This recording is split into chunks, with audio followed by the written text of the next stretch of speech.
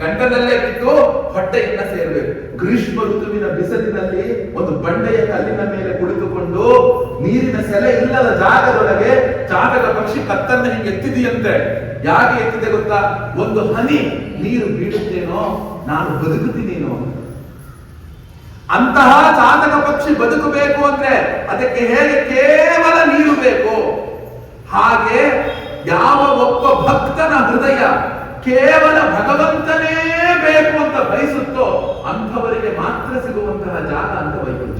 ಅದಕ್ಕೋಸ್ಕರ ಏನ್ ಮಾಡದಂತೆ, ಆ ಒಂದು ಗೋರೂಪದಿಂದ ಯಾವಾಗ ಆ ಗೋವು ಬ್ರಹ್ಮನ ಬಳಿಗೆ ಹೋಗಿ ತನ್ನೆಲ್ಲ ದುಃಖವನ್ನ ತೋಡ್ಕೊಳ್ತು, ಆಗ ಬ್ರಹ್ಮರು ಹೇಳ್ತಾರೆ, ಅಪ್ಪ ಎಲ್ಲಾ ದೇವತೆಗಳನ್ನು ಕೂಡ ಮುಂದೆ ಮಾಡಿಕೊಂಡು ಈಶ್ವರಾದಿಗಳೆಲ್ಲರನ್ನು ಕರ್ಕೊಂಡು ಆ ಕ್ಷೀರ ಸಮುದ್ರದ ಉತ್ತರ ಭಾಗಕ್ಕೆ ಹೋಗ್ತಾರೆ.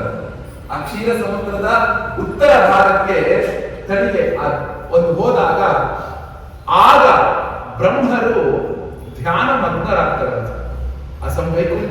ಆ ಒಂದು ವೈಕುಂಠ ಲೋಕವನ್ನು ನೋಡ್ತಾರೆ, ಎಲ್ಲರನ್ನೂ ಕೂಡ ಸ್ತೋತ್ರ ಮಾಡ್ತಾರೆ. ವೈಕುಂಠ ಅಂದ್ರೆ ಏನು ಗೊತ್ತಾ? ಭೋಜರಾಜ ತನ್ನ ಚಂಪೂ ರಾಮಾಯಣದಲ್ಲಿ ವೈಕುಂಠದ ಬಗ್ಗೆ ಒಂದು ಶ್ಲೋಕವನ್ನು ಬರೆದಿದೆ. ವೈಕುಂಠಾಖ್ಯಂ ಮುನಿ ಜನ ಮನಃ ಚಾತಕಾನಾಂ ಶರಣ್ಯಂ. ವೈಕುಂಠ ಅಂದ್ರೆ ಏನಪ್ಪಾ ಅಂದ್ರೆ ಮುನಿಗಳ ಮನಸ್ಸೆಂಬ ಚಾತಕ ಪಕ್ಷಿ ಇದೆಯಲ್ಲ, ಈ ಚಾತಕ ಪಕ್ಷಿ ಅಂದ್ರೆ ಏನು ಗೊತ್ತಾ? ಅದಕ್ಕೆ ಗಂಟಲಲ್ಲಿ ರಂಧ್ರ ಇರುತ್ತಂತೆ. ಅದು ಕೊಕ್ಕಿಂದ ನೀರು ಕುಡಿದ್ರೆ ಗಂಟಲಿಂದ ಹೊರಗೆ ಬಂದ್ಬಿಡುತ್ತೆ, ಗಂಟಲಿಂದ ಅದು ಹೊರಗಡೆ ಬಂದು ಬಿಡುತ್ತಂತೆ.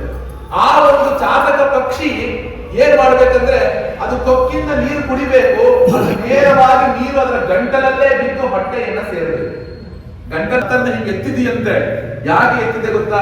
ಒಂದು ಹನಿ ನೀರು ಬೀಳುತ್ತೇನೋ ನಾನು ಬದುಕುತ್ತೀನೇನೋ.